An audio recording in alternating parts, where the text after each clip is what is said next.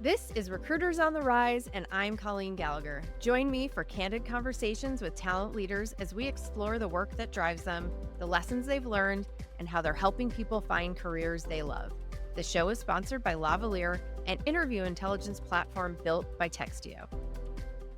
Welcome to another episode of Recruiters on the Rise. I'm so excited to have my guest with me today. He has spent his career finding engineers and technical leaders who build the things we all use every day. He recruited for companies like AWS and Twitter and now runs his own shop, the Rework Group, where he works with organizations he really believes in. What I love about Brian is that he treats recruiting like a craft. He has a very specific philosophy around making candidates feel seen, and I think you're going to want to steal some of his moves. He also describes himself as a rush chairman for life, which we're going to make him explain. Brian Fink, welcome to the show. Well, thank you so much, Colleen. I appreciate you having me on. I'm excited about this. And yes, I am the Rush Chairman Emeritus. That is my claim to fame is I went to college for 3.5 years, graduated from the University of Georgia. And I think that I learned everything I needed to know within the walls of Tau Epsilon Phi. So shout out to all those brothers at the new chapter at the University of Georgia. Awesome. Well, I would love to get, sort of your first take on something around recruiting and what's the one action or one thing that sets the best recruiters apart from the rest? I think that it's intentionality. And I think it's, I was describing it the other day to a friend of mine as it being a glass jar of trust, right? Is that when you tell a candidate that you're going to do something, it's like putting a marble in a glass jar. And when you tell a hiring manager you're going to do something, it's like putting a marble in a glass jar. But you actually have to do that thing that you tell them you're going to do for you to create trust. If not, you overwhelm the bowl, you shatter the glass, and it can be done very simply in just a matter of seconds, right? So when I'm working with a hiring manager, and I'm working one right now, and the rec was not in a great place when I got a hold of it. I said, we're going to go from red where we are today to yellow on Wednesday and green on Friday. And what that meant is they were going to have candidates in their pipeline by Wednesday, and they were going to be able to make decisions on them by Friday. Here we are, we're recording on a Tuesday. I'm in constant communication with a hiring manager, letting them know what the flow is, what's going on with the different tooling that we're using to select the candidate, what we're doing to engage with a broader spectrum of individuals, how we're asking for referrals. I'm trying to take it by actually putting the marble in the jar. And then by the same token, shout out to Stacy Zapper, is that if you're a fan of hers, great. If you're not, you need to check her out, everybody. Stacy is an OG. She passed down to my generation of recruiting the idea of follow-up Friday. So every Friday, whether I spoke to you on Thursday, I am following up with the candidate that I've spoken with throughout the week. That is what I'm doing in the first 4 hours of my day. It may look like a phone call. It may look like a text message. It may look like an email, but I'm reaching out to them because they need to know where they stand before they go into their next week of doing epic things. And ultimately, I think that if you're acting with intention, and I think that a lot of recruiters that they are going so fast that they can't slow down, like they're doing a lot of business development or they're doing a lot of candidate development. Well, they're just shaking their hands. They're doing a lot of jazz hands, right? Let's stop doing the jazz hands. Let's put our hands in, do the work, and actually act with intentionality. That's actually one of the things that draws me to the conversation that I'm having with you today, Colleen, is that when I think of intentionality, I think of Textio because what a great message that Textio has about creating great outcomes for candidates and hiring managers and organizations in the process. But you put the rubber to the road. Okay, man, like not to get too pitchy, but you actually say, well, this is how we're going to run a structured interview with Lavalier. So it's all about intentionality. That's what separates the good recruiters from the best recruiters. I love that because sometimes we forget that really simple things like having an intentional block of time on our calendar that we actually respect is such a key to effectiveness and the outcomes that we want to drive. And, like one simple thing I use, it makes me think of it when you talk about this is I often think, and I talk to my team about this too, is like, what's your time pie look like? And, what are you spending the most, how is your time distributed during the week? And when you talk about like having your follow-up Fridays, it really makes me think about, okay, when you think then, maybe you work 40, maybe 50, 60 hours, depends on, whatever, but whatever percentage that is, right? Are you allotting 10 to 20% of your time for the week to follow up to candidates? And I think if you have that like mental model around it, kind of exactly what you're saying is like, it makes you more effective at actually following through on those habits than if you just say, okay, and then you can kind of look back at your time and say, did I actually do my target? My target for the week was that I was going to spend 10 to 20% of my time on candidate follow up. Did I do that? You phrase it in that direction, and I've never thought about it like that. And for somebody who tries to optimize in 25-minute increments, like I'm a big Pomodoro user. I've got the Pomodoro timer on my Mac. I've got it on my PC. I've got it on my phone. Like, and my God forbid, my poor daughter is probably going to think everything happens like in the span of a sitcom, that we solve all the problems like that, right? Like back in the day, what a different world. Like everything was done in 23 minutes. But I really try to act with intentionality in those interval blocks, but I've never thought about it in terms of committing 10 to 20% of my week to actually following up with a candidate. And it's like you said, like I want to make sure the candidates are seen and heard, and not treated like pieces on a chessboard. Right. I mean, you think about it as a corporate recruiter, we sit in on conversations on Monday morning. They're like an hour and a half long, where you go through a spreadsheet and you say, where are we with rec status? Where are we? And there's nothing wrong with that. But if you're gathering all your recruiters to do that with your hiring managers, why aren't you gathering your recruiters to do that with your candidates? Yeah, it's such a simple tool, but I think I like the marrying of the two where it's like here and like here's how I want to distribute my time and here's the block on my calendar that I'm going to do it and just, things come up, but if you know to be intentional about setting that time aside, I think it just makes you much more likely to follow through on it. So that's a great tip I love that follow up Fridays. That's Stacy. That ain't Brian. That's Stacy. I stand on the shoulders of giants. I say that all the time. Is that I stand on the shoulders of people like Tara. I stand on the shoulders of people like Rob McIntosh. I stand on the shoulders of Sally Stepperl, like Steve Levy, Steve Rath. Like all these people have built this, and I'm just coming behind them, and I'm just doing the same work. There was another thing you had shared with me previously that you like to make sure you include in every screening call. There's a question. Oh yeah, there's a question. Yeah. Can you share? At the end of every conversation, I often say to the candidate, hey, we've talked about a lot of things here today. Is there anything that I missed that you think I should have asked you about that I didn't ask you about? And I really appreciate you highlighting that, Colleen, because we talk about being seen and heard, and how can we cover everything that's in a resume, or how can we cover everything that is in a GitHub repository? I have had countless conversations where people say, you didn't ask me about my internship that I did at Meta. That was really important to me. It changed the trajectory of my career. It made me learn, and they just open up, and I'm like, okay. And I think that I could probably ask a similar question at the front of the conversation. There's this hesitation that I haven't in the back of my head that I haven't earned the right. I think also a really powerful question that is asked or should be asked is at the front of the conversation is that we say to the candidate, silly things like, what can you tell me about the company that I'm interviewing for? Right.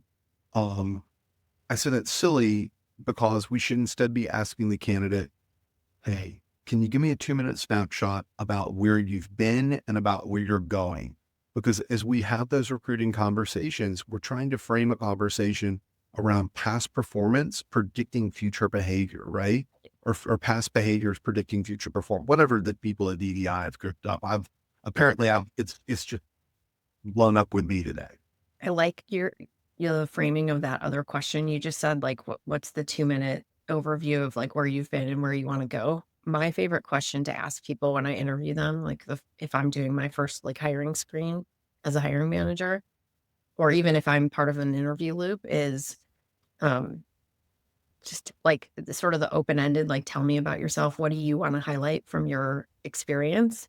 And it often it varies so significantly between somebody who speaks for like 30 seconds and people who speak for like 10 minutes, to the point where it's like, what was the original question that I was answering? Right. But I like I need to gate it around a time frame. I think that would be better.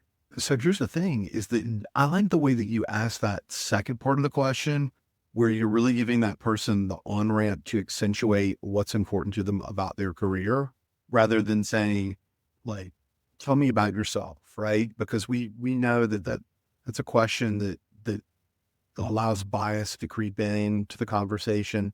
Yes, I believe that we're all biased, that we're going to hear something that's going to turn us on or turn us off about the candidate. Let us not get turned on or turned off in the first 30 seconds of a conversation. Yeah, I hosted a webinar last week and we were talking about like data and, I'm sure this is nothing new to most people, right? But you form your impression of someone in 30 seconds and you make a decision within the first 4 minutes. And so, um, I do think it's, you have to be intentional about what you ask and how you ask it to try and make sure that you're sort of opening your own aperture in your head of interpreting what people are saying. So I love that. Um, in terms of, there's a school of thought out there that we should just get rid of inbound recruiting altogether. So I'm changing topics a little bit here. Like, what's your take on this? I got a lot of feelings. I got a lot of emotion and I have a lot of data, right? So they're all coming together in this wonderful confluence is that inbound recruiting has a problem right now for the technology community, and that's fake candidates or bad actors. And when I say fake candidates, I can point to how many fake candidates I've caught, but I can also point to the structured data that Gartner's put out that 1 in 4 candidates will be a fake candidate by 2028, right? That makes my life really hard. That makes my life really angsty. And one of the reasons that I like to get on video with candidates is to not only prepare them for the fact that they're going to have to video interview in the next segment, but it's to see how they ask questions or how they respond to questions, right? One of the things that I've noticed is that candidates will say to me, "Hey, Brian, could you repeat that question?" And I'm like, the question was, how is your day today? Right? I don't need to repeat how is your day today, unless there's an LLM that's in your ear from your desktop or from your mobile phone that's repeating that. So I think fraud is a huge problem with inbound recruiting. I don't think that inbound recruiting, I think it has a place. I think it has a place in creating talent communities. I am a trained sourcer, right? Like I talked about Charlie Stucker at the beginning of this conversation. I should talk about Shannon Pritchett. These are two forces that taught me to go out and hunt, all right, to find candidates that are passive candidates. But 10 out of every 100 or 1 out of every 10 active candidates is going to be a great fit for what you're looking for. They're going to be just as strong as the candidate that you sourced, actively sourced from a passive standpoint, right? Um, so I've got mixed emotions. I've got a lot of different data. There's there are pieces that don't fit in neatly. How is the fraud showing up that you're seeing? Like you use the example of sort of like a delay in terms of answering really easy questions, but are there other ways that you're detecting it or that you're experiencing it? Yeah, so there are other ways that I'm detecting it or experiencing it. For instance, I would point to that people are using like, I'm just going to pick on John Smith. I have nothing against the John Smiths of the world, but they've got a name that is severely anglicized. And then they have a LinkedIn profile that you go to and it only has 45 connection, right? Yeah, no pic. No picture. Well, no, even in some instances, there are pictures, right? And they've got great company pedigree, but they've only got 45 connections, or they don't have a GitHub profile, right? Like I expect a developer that's worth their salt, an engineer that's worth their salt, to have contributed to publicly available code bases. So the first thing I do, Colleen, is that I get a candidate who, and yes, I know if you work at Meta and you can't contribute Meta's code base to the public repositories and what have you, which is interesting juxtaposition against the hacker ethos, but we can debate that later. Yeah, so I go and I try to find as many breadcrumbs as I can to make sure that that candidate is who they are. And then also, I'm forgetting the tool that Robert Pritchard at Tier 4 Group, great organization that he put on my plate, that I use like to check email addresses and to figure out when it was created and how many social accounts it's affiliated with. But yeah, like the spammers are out there. You can go on GitHub and actually download to your IDE a resume distribution email blaster that'll match and blast your email out. It's actually like if you put resume automator into Google and put GitHub in there, Yeah. it'll be like one of the first ones that pops up, and you can send out 700 applications in less than 15 minutes. I think one of the ways, and I know us at Textio, we're thinking about this too, and trying to solve that is, and people are talking about this a lot in the market, is doing more AI screening where you have sort of the first interaction with the company be with an AI screener. And I would say, part of the reason that I think they're becoming more and more popular is because people are so inundated with inbound right now. And I almost think of it less as a first recruiter screen and more of as a way to help us understand who might have the right qualifications. In addition to the fact that, like, not only do we have fraud, we also have candidates using AI to generate a resume. So they look, I guess my view You is look picture perfect. they're becoming commoditized. Like, I don't know how much value we can get out of resumes anymore. And so I think, part of the reason I wanted to ask you about this, I know you wrote, I think in one of your recent newsletters about like, how do we not lose a relationship building aspect of interacting with candidates? And it genuinely got me thinking, because we are looking at building our own AI screener. Like, to me, it's almost like the AI screeners become a replacement for a resume review. That's the way I look at them, and that gets me excited, right? Like, Colleen, if I were going to build one, and I'm not building one, I will find you the people who build it. Yeah. Is that I would use the screener as a way to my favorite word in technology is Kubernetes, not because it sounds funny, but because people put on their resume K8, or they put EKS or AKS or GKE, and it all means the same thing. If you've got a novice recruiter and I say, yeah, I have GKE experience, do they necessarily know when they're screening the resume or having the conversation that means that you have Google Kubernetes experience, right? Well, how closely is that aligned to Azure or EKS on Amazon, right? Yeah. So you've got the screener that can ask those deeper questions around a person's experience. And then you've got the opportunity to query it, use the answers using natural language search. So when you use that natural language search and say, does this person have Kubernetes experience? It comes back and it says, yeah, they used Kubernetes to deploy 100,000 pods using GKE. Yeah. That's one. Two, about the candidate experience. You talk about the homogenization of resumes, right? When I worked for Apple, when I worked for Twitter, when I worked for AWS, when I worked at McAfee, we were all consumer facing businesses. You don't want to piss off your consumer. You really don't. Yeah. Matt Charney, love Matty Matt. We have an argument about this article that was written back in 2016 that talks about how by delivering a better candidate experience at Virgin Mobile, they were able to raise their bottom line for their prepaid phone plans, right? Somebody else should come out with that study. But I think that when you treat human beings like human beings and you give everybody that voice, maybe if it's synthetic, maybe if it's an automated interviewer, You put up your CSAT score. You raise your NPS score. I sent off the fireworks using my thumbs. Is For those of you who are not watching, Brian just used Apple gestures and sent up a bunch of fireworks. Um, Love it. Apparently I didn't have that turned off, but the strong reality of it is that when I think of the work that I did at McAfee Security, we strive to make the world a safer place. And I would not want somebody to have a bad candidate experience that they would say, you know what? I don't need my McAfee Security.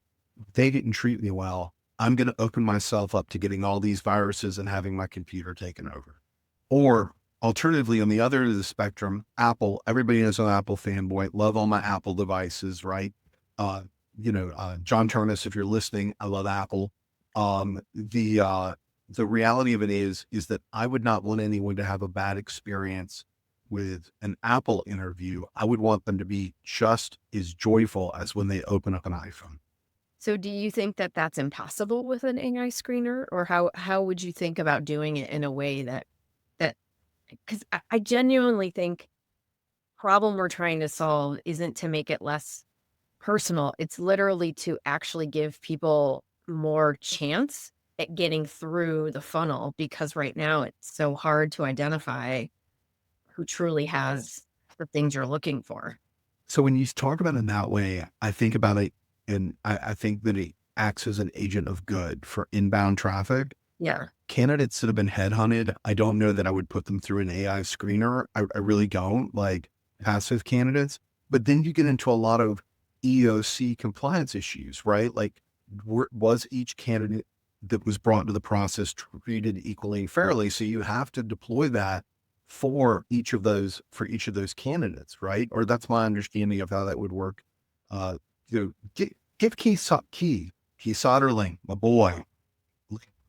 Come on the show with Colleen. You're not a recruiter, but you're on the rise, baby. Yeah, that's right.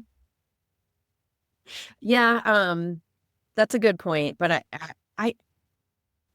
it's something that we can look into as well. And to be, Texio has always been very conscientious about this kind of stuff and wanting to stay compliant. And we support. When you lead the field in this, like you guys lead the field in New York, right? Like you were the people who said, this is the way things need to be in an unbiased way, in an unbiased fashion, before being unbiased was PC or cool or. Yeah. So I think, we're, like I said, we're working on developing something around that. And to me, it's less about replacing a recruiter screen, and it's more just about using it as a way to get people assessed in a way that we used to use resumes just aren't a thing that you can rely on anymore. And so I think it's just more. I mean, look, I have, as we sit here having this interview, I have 3 Macs on my desk, right? I have one Mac that I just run for IDE purposes. And I go to the code on GitHub and see if it will compile and do the thing that you said it was going to do, right? If it does, okay, now I've got to make sure you're not a fake candidate. You can do the work. You can build this epic shit. Oh, sorry. Okay. You're allowed. I don't think any children are going to watch about a recruiting podcast, but recruiting podcast. Who knows? I mean, I have the Star Wars helmet in the background, so there might be. All right. I guess what kind of shifting gears a little, because you're so deep in recruiting in the technical space, I'm curious how you're seeing the evolution of what people are interested in skill-wise, responsibility-wise. Like, how has that changed in the last 12 months, the last 6 months, in terms of like what people are hiring for? Where there's sort of this broad narrative that engineering roles are going away and the data doesn't really support that. And so I'm just curious if that's just inflated, or are there nuances to what people are looking for that are feeling different than they were 24 months ago? Okay. So 24 months ago, 48 months ago, 96 months ago, we all, as organizations that are eager for talent, is that we all wanted to raise the bar. We all want to go, I want this person who knows these 4 languages, and if they know this, I want this. Okay. So 12 months ago, it was, hey, I want somebody who knows Java, AWS, and I also want them to know AWS's automation cloud or AWS's AI features, or I want them to have experience with N8N. Okay? Now, 6 months later, it is my expectation is that you're going to find me a coder who knows how to write native code, and who also knows how to use a tool like Cursor or Replit or Claude Code or Codex, and they have to be able to do that, and they're going to be able to QA their technology. They're going to know how to DevOps their technology. They're going to know how to triage their problems. These so 96 months ago, we were like, we want this plus one. 48 months ago, we were like, we want this plus one. 24 plus one. 12 plus one. Today, everybody says to me, I want a candidate who knows how to do agentic. That's a big lift, Colleen. Yeah. It's a big lift, right? Because, there's some organizations that they say N8N. Or there's some organizations that say, we want you to make sure that they've experimented with OpenClaw. There are a lot of moving pieces. But what I would say is that the overall theme that has not changed is we want software developers and we want them to be curious and we want them to index on applying that curiosity. Yeah, I feel like that's sort of broadly speaking, you're hearing a lot more around curiosity, like learning agility and those types of things, which is why, it's so important to have that candidate relationship and have that good connection and have the structure around the interview process. 'Cause I think that's the only way you end up actually getting signal on some of those things. But I mean, are you finding that the talent that you're seeing, it's sort of the same people and they're evolving? Or Well, that's a good call out. There have been there has been that evolution. But there are also some people who, Colleen, it's a 50-50. It's super dichotomous, is that you have those people who are doing things like with OpenClaw or N8N or Zapier and marrying it to Claude Code and what have you. Then you also have the people who are tiptoeing into the pool, and they're doing very small QA tasks in Claude.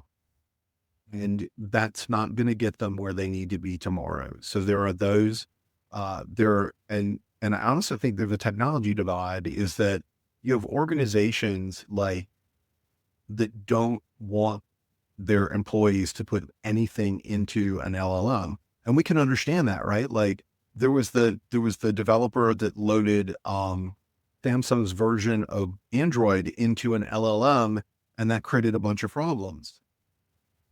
These are the same organizations that they don't have an AI governance strategy about what can go in an LLM, or if you're going to have a ChatGPT enterprise license or Claude enterprise license, so that you have that instance or Copilot even restricted and giving that guidance. And so you have organizations that are saying, here are all the tools, go play with them in the sandbox, build epic things.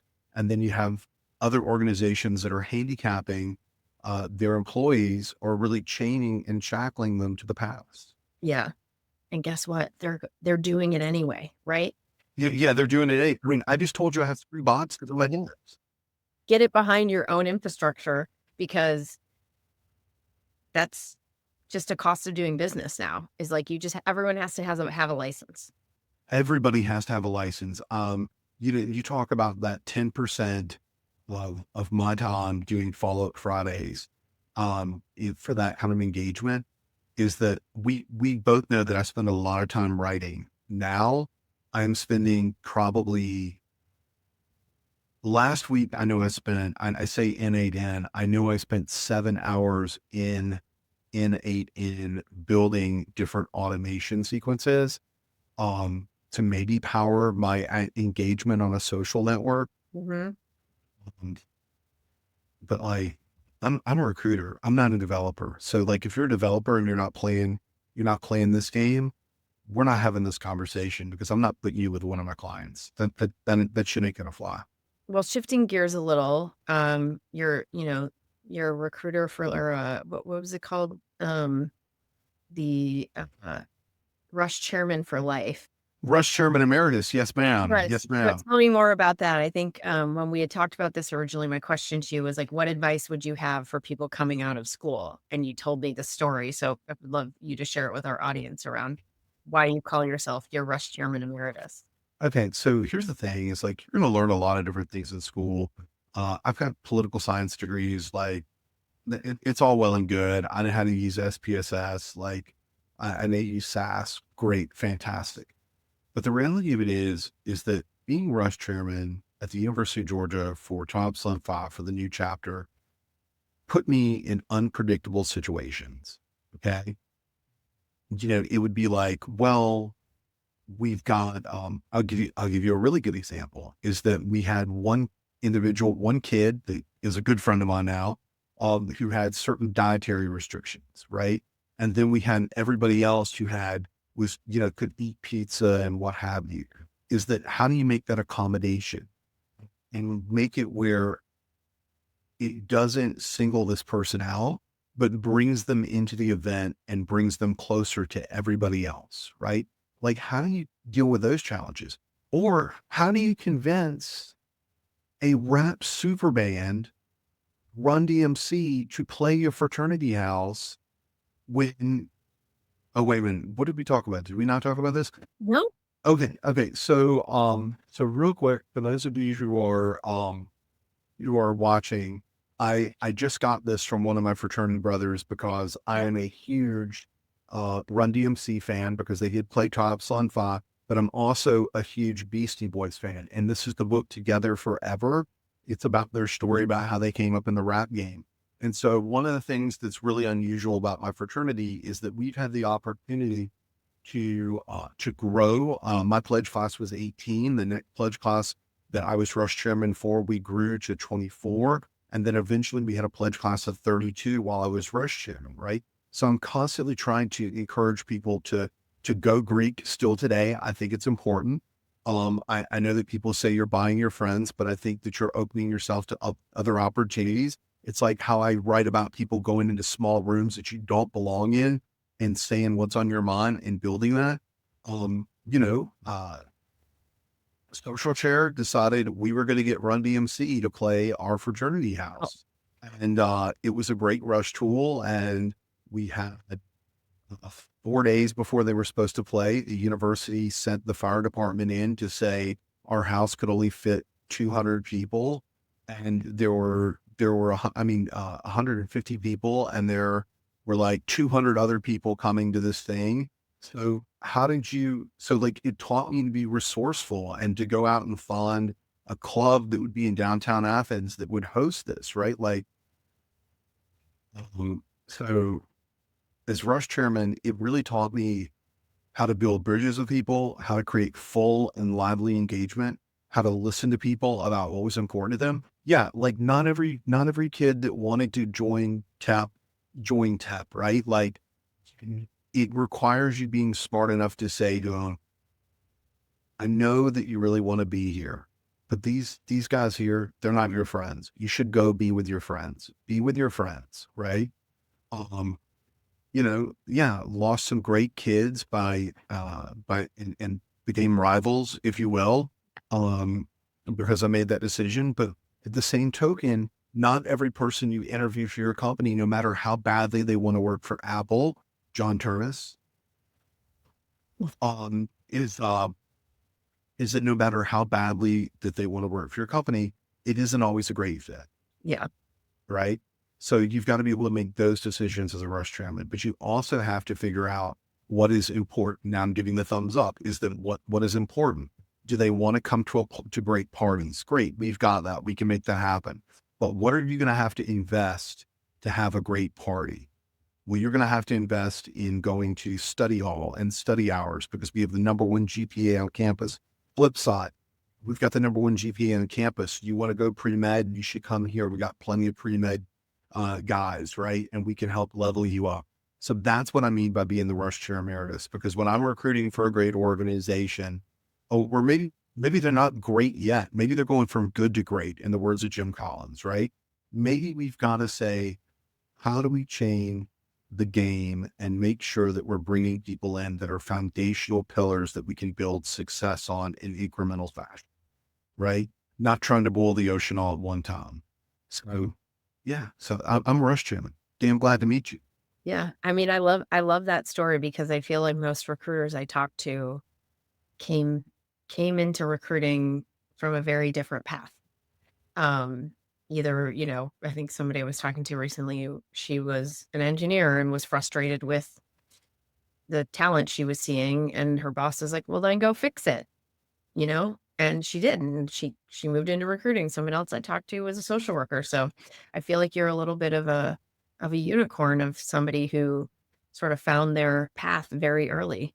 Do it's really funny, like funny, haha, is that my first job out of college, when I was selling computer training, for New Horizons Computer Learning Center, my number one biggest superstar client was Ronstadt Staffing. Oh, mhm. I was like, "What, you found people jobs?" And they were like, "Yeah." I was like, "Okay, I did people computer training. You should come and we should work on something like this." And we did. And staffing and recruiting were always in my DNA. I just didn't know it until I hit the jet stream, and I was like, I've been doing this. Like, I can do this. I can have the conversation. I can listen. And that's important. As long as we're talking about listening, remember, you got two ears and one mouth. And I know I've done a lot of talking today, but you need twice as much listening to your candidates as you do talking at them. Yeah. So important, for sure. Um, I guess transitioning a little bit more to what you like to do, when you're not focused on recruiting. Tell us about your latest endeavor with fostering. Oh, yes. So for those of you who have been my candidates, and for those of you who've been my clients, and for those who've been somewhere in between, like Colleen, um, Allie and I, that's my wife. Actually, Allie, this is all Allie, right? Like I said, I all I did was say yes. I didn't realize what the responsibility was going to be. Shout out to my wife and to a neonatal puppy rescue called Bosley's Place here in Atlanta, Georgia. So we had the responsibility of accepting, um, of fostering I'm sorry, 3 5-week-old puppies, just after they had been weaned. They were part of a litter of 9. The 9 were named for Catherine O'Hara's characters that she played on, whether it was Myra, whether it was Delia Deet.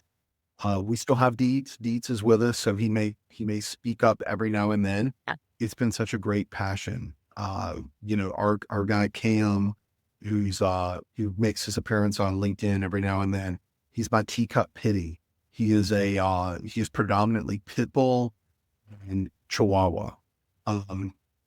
I call him my teacup pit, and we got him from, or my teacup pitty. We got him from Bosley's, and we started a relationship with them, whether it's bottle feeding puppies, whether it's cleaning up pens. Now it's having them come here and be part of our lives. And if you're looking for a great guy, or maybe you're looking for a great gal, right? Then I got a guy right here. Like, I got one left. His name is Dietz. He looks like a boxer. He's 23 different breeds. I say he's the designer version of Jordan, right? This is, it's been great. It's been super rewarding. I don't know that Cam is really thrilled about it. Yeah. Watching these puppies go after Cam, and Cam's like, ah. I'm like, don't worry. I didn't know what I was doing when I was a dad either. I'm like, yeah, so. Oh, that's so fun. Do you have interest in deets? Like, are you going to be a foster? So here, am I going to be a foster fail? Yeah. We're not allowed to fail on this go around. Dietz, like I said, Dietz is like he's 23 different breeds. He looks like he's a boxer. Boxers are super intelligent. My sister Laura, she had a boxer, loved him, loved Tucker. He was great. He reminds me a lot of Tucker. There are a lot of feelings with me and Dietz, and like, yeah. So He's a good dude. I wish that he's not he's not so interested in being on a leash, which makes the runs kind of difficult, like running, not without, is, it makes running a little difficult with him. I've tried that and he kind of wants to go every which way on the leash. Yeah, but like, yeah, he's a dude. He's a good dude. If you're looking for a good dude, I got him. Yeah. I have a pit boxer mix, and he's a single dog. We're a single dog household. He's not accepting of other four-legged friends, so it's helped us to not be a foster fail or take in other dogs at any point in our lives. So that's good. But before we jump, you have talked a lot about the people who you learned from coming up, and you know sounds like you had a really they had a big impact on how you operate. And I'm curious, are there other folks that you would recommend, sort of newer recruiters or people who are earlier in their career? Like, do you have any advice from them, from you, or folks they should look to for inspiration and follow? Okay, so somebody who is new, who has impressed me, and I think of him as a reverse mentor, is Martell Howard. Martell Howard is going to be taking the stage at ERE here in Atlanta in a few short weeks. I'm really excited and impressed by what he is going to say. Okay. So that is somebody new that I think that you need to look to. Somebody who's kind of in the middle, a wise sage would be Erin Matthew, who I text with Erin all the time. She'll say, I got a problem. And I'm like, I got to fix, or I've got a problem and she's got to fix, or talent intelligence. And she's really leading the charge in that area. And I mentioned Steve Levy, Colleen, the first time I was on stage, super, I mean, it was, I had done like local events, but like, this is the first time that like I went to Texas and I did an event and I was the second speaker in the morning and I was going to show people how to hack LinkedIn. I did the presentation and everything was great and people were kind of in awe. And then all of a sudden my mic runner is Steve Levy, who I've never met in person, but I've followed his blogs. I've followed his videos. I've seen him at SourceCon and he is my mic runner.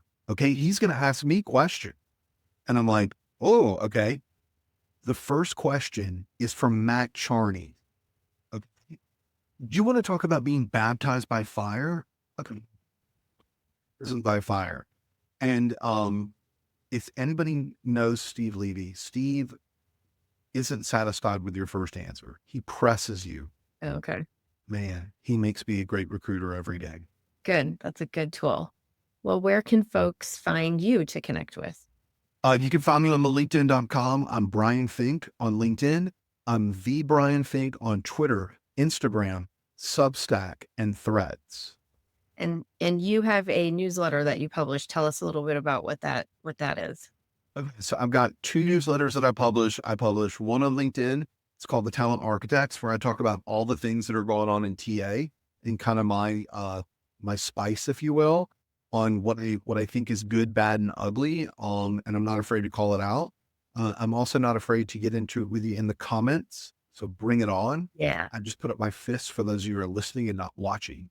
And then I have Forward Motion, is that I take the name from Bugsy Siegel's character, or I'm sorry, the character that oh man, I just lost my mind about who the actor was who played Bugsy Siegel alongside Annette Bening, would be his wife. Picture his face, but I don't know the name. I can't think of the name. Yeah, so Bugsy Siegel used to mutter, "Forward motion solves all." And when he would mutter that, and so like that stuck with me as a kid. And I'm just trying to propel the discipline of being an entrepreneur, the discipline of being a great recruiter, and the discipline of being a great dad, that forward motion will solve all. It's great. And I love reading it. It's great. It's a great newsletter. So, thank you. Yeah. Well, thank you so much for being on the show. I really loved, you have such deep knowledge and experience in this space, and you can tell you have a real true passion for it, and it really comes out in how you talk. And I think there are a lot of things people listening can learn from this conversation. I'm really appreciative that you joined us today. Colleen, thanks for making space for me. Thanks for making sure that I was seen and heard. And I just look forward to all the work that you do to make sure that not only recruiters are seen and heard, but the candidates are seen and heard. So thank you. Yeah, well, thank you. And thanks to everyone who's listening. If you learned something today or laughed, please tell somebody about the podcast. Thank you again to Brian for joining us. This has been another exciting episode of Recruiters on the Rise. We'll see you all next time.